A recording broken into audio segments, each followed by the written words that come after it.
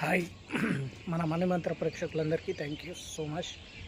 Mind మంత్ర mind మంత్ర అంటే మనం ఏదైతే ఈ మన యొక్క ఆలోచనల విధానాన్ని, మన యొక్క చేష్టల్ని, మన యొక్క శక్తిని మనం ఎప్పుడైతే గుర్తించడం జరుగుతుందో అది ఆటోమేటిక్గా ఈ యూనివర్స్తో కనెక్ట్ అవ్వడం జరుగుతుంది. నేను చెప్పొచ్చేది ఏంటంటే, ఏదైనా మనము అనుకున్న విధానాన్ని బట్టే మన జీవితం జరుగుతుంది. మన యొక్క ఆలోచనల కదలిక ఎప్పుడైతే నీకు డబ్బు, సంపద, ఐశ్వర్యం వైపు మరులుతుందో ఆ క్షణం నువ్వు ప్రతి ఒక్కటి నీకు అవగతం అయిపోతుంది. చిన్నప్పుడు మనము ఒక హోంవర్క్ చేయలేదు, మాస్టర్ గారు వస్తే కొడతారని భయంతో మనము స్కూల్కి వెళ్ళిన సందర్భాలు ఎన్నో ఉంటాయి. ఈరోజు ఆ మాస్టర్ రాకుంటే బాగుండు, ఆ హోంవర్క్ చేయలేదు నేను, ఆ మాస్టర్ వస్తే మళ్ళీ కొడతారేమో అనేసి రాకుంటే బాగుండు అనేసి మీరు ఏ విధంగానైతే పదే పదే మీ మీ యొక్క ఆలోచనల తరంగాలు ఇవ్వడం జరిగిందో ఖచ్చితంగా ఆ రోజు ఆ మాస్టర్ రాలేదు. ఇలాంటి సన్నివేశాలు మీ మీ దగ్గరే కానీ, అంటే మన స్కూల్ డేస్లో అయినా సరే, మన కాలేజ్ డేస్లో అయినా సరే ఇలాంటి సందర్భాలు ఎన్నో జరిగే ఉంటాయి.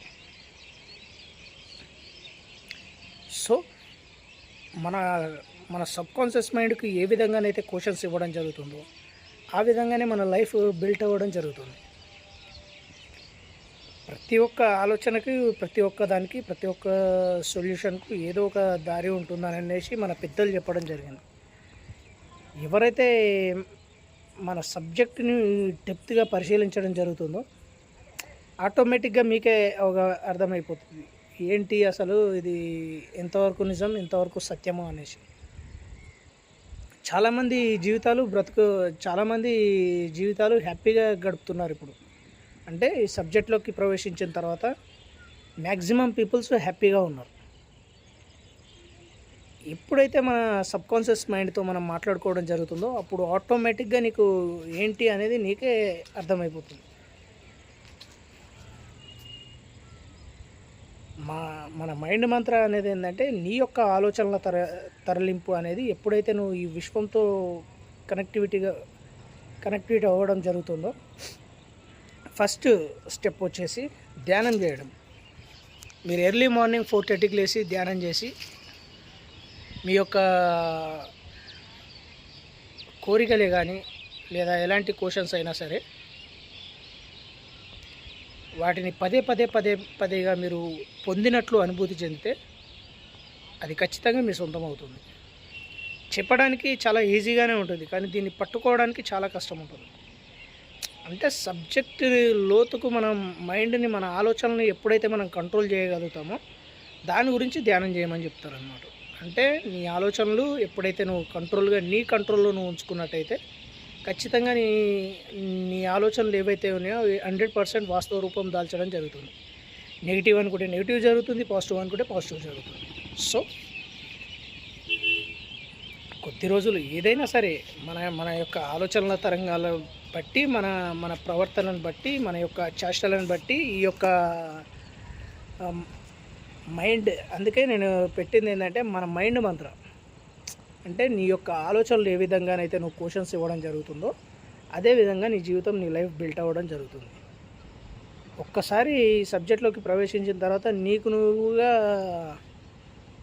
ఇంకా పొందలేని ఆత్మానంద స్థితి అంటారనమాట. ఇది మన హిందువుల సాంప్రదాయం ప్రకారం ఆత్మానంద స్థితి అంటారు. దేవుడు, పూజలు, విధానాలు అనేసి ఎందుకనంటే ఈ సబ్జెక్టుకు దానికి సంబంధం లేదు. ఇంకోటి ఏంటంటే, దేవుడు, పూజలు, విధానం గురించి నేను ఒకటి చెప్తాను. మన వినాయక చవితి వస్తుంది, అందరూ చందాలు ఇవ్వాలి అనేసి మన ఇంటి చుట్టూ రావడం జరుగుతుంది. ఈ చందాలు ఎందుకు పెట్టారంటే, నువ్వు ఏదైతే ఇస్తావో అంతకు రెట్టింపు నీకు యూనివర్స్ ఇవ్వడం జరుగుతుంది.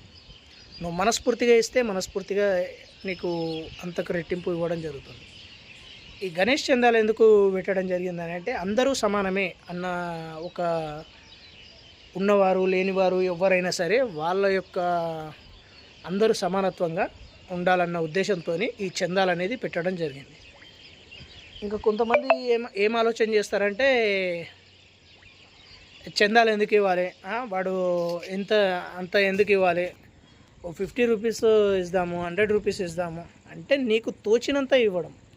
నువ్వు ఎంత ఇస్తే అంతకు రెట్టింపు ఇవ్వడం జరుగుతుంది. అదే ఈ విశ్వం యొక్క రహస్యం అన్నమాట. మ్యాక్సిమం ఇప్పుడు చర్చికి వెళ్ళే వాళ్ళందరూ దశమ భాగం అనేసి దశమ భాగం తీస్తారు. మన చర్చికి ఎవరైతే వెళ్తారో వాళ్ళందరూ దశమ భాగం తీసి ఖచ్చితంగా చర్చికి సంబంధించిన వాళ్ళు ఖచ్చితంగా ఎవరైనా క్రిస్టియానిటీలోకి వెళ్ళిన వాళ్ళు ఖచ్చితంగా దశమ భాగం ఇవ్వాల్సిందే. అంటే ఇది ఎందుకు ఈ రూల్ పెట్టారంటే నువ్వు ఏది ఇస్తే అంతకు రెట్టింపు పొందడం, నువ్వు ఏది ఇస్తే అంతకు రెట్టింపు నీ దగ్గరికి రావడం జరుగుతుంది. సో డబ్బు ఇస్తే డబ్బు వస్తుంది, బంగారం ఇస్తే బంగారం వస్తుంది. నువ్వు ఏది ఇస్తే అంతకు రెట్టింపు నీ దగ్గరికి రావడం జరుగుతుంది. ఇది మాట్లాడుకోవడానికి చాలా సిల్లిగా ఉన్నా చాలా జరిగాయి నిజంగా. నా గురువు చెప్పినప్పుడు నేను కూడా ఏంటి నా ఇలా మాట్లాడుతున్నారు, ఇంత అవలీలగా ఎలా మాట్లాడుతున్నారు, ఇది నిజమేనా, ఎంతవరకు వాస్తవం అనేసి ఎర్లీ మార్నింగ్ 4:30కి లేచి నేను నా యొక్క ఆలోచనల విధానాన్ని నేను పరిశీలన పెట్టుకున్నా చాలాసార్లు. అంటే అబ్జర్వేషన్, మన మైండ్ యొక్క అబ్జర్వేషన్ అన్నమాట. దాన్ని చాలాసార్లు ఎన్నోసార్లు నేను చేసిన తర్వాత ఇది ఎంతవరకు వాస్తవం అన్న తర్వాతనే నేను మీతో షేర్ చేసుకోవడం జరుగుతుంది. ఈ మైండ్ మంత్ర అని ఎందుకు పెట్టేశానంటే మన యొక్క ఆలోచనలే మన జీవితం అనే విధానం మీద నేను ఈ మైండ్ మంత్ర సబ్జెక్టు తీసుకురావడం జరిగింది. నా గురువులు చెప్పిన దాన్ని బట్టి నేను నా యొక్క ఆలోచనలు బట్టి నేను ఈ సబ్జెక్ట్ని డెప్త్గా తీసుకెళ్ళడానికి ప్రయత్నిస్తున్నాను.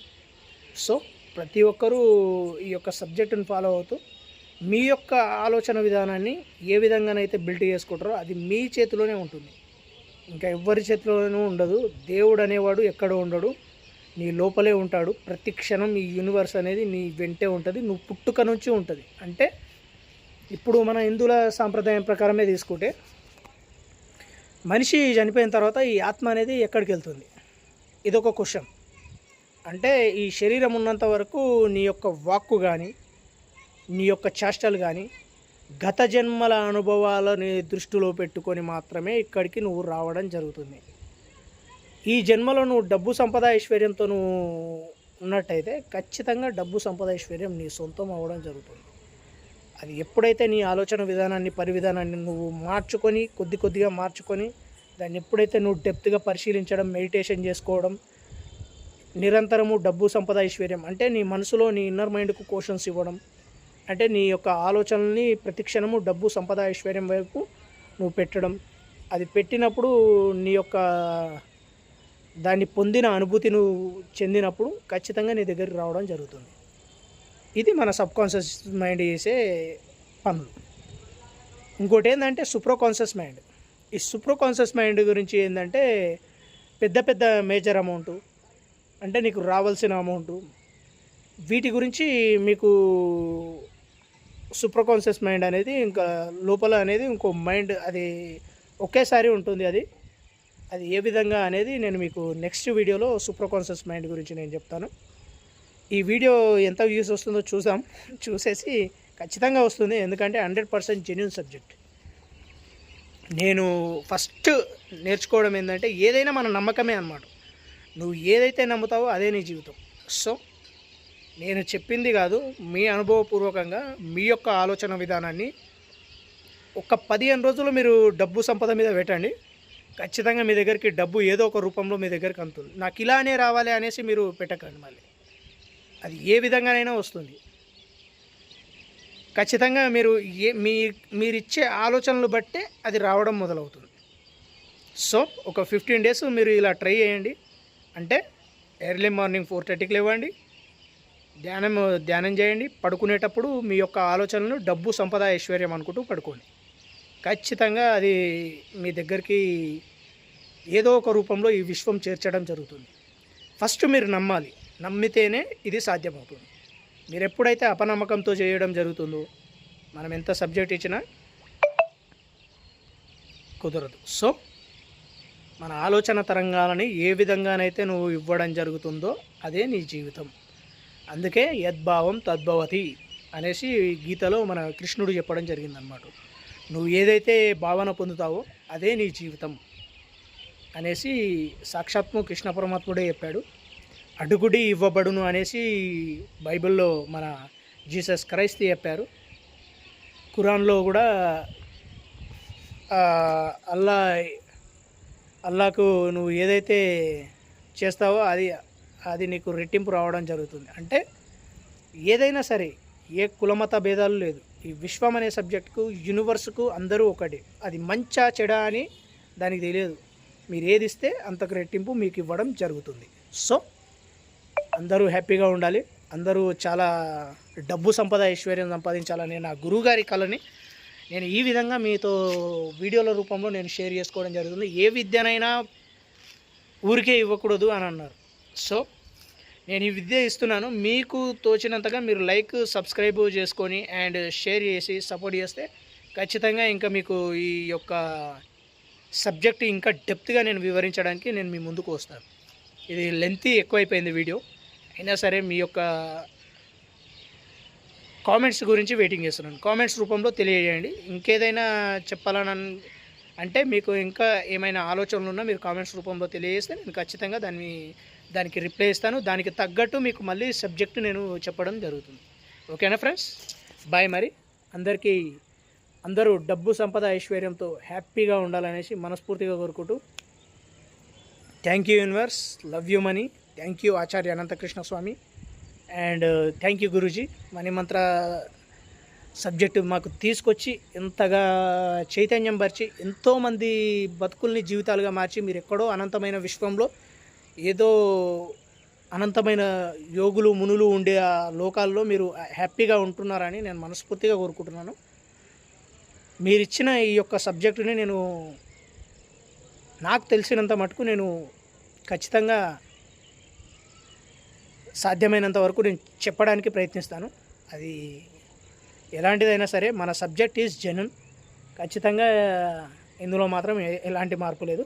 Thank you universe, love you money, thank you universe. By by by by by.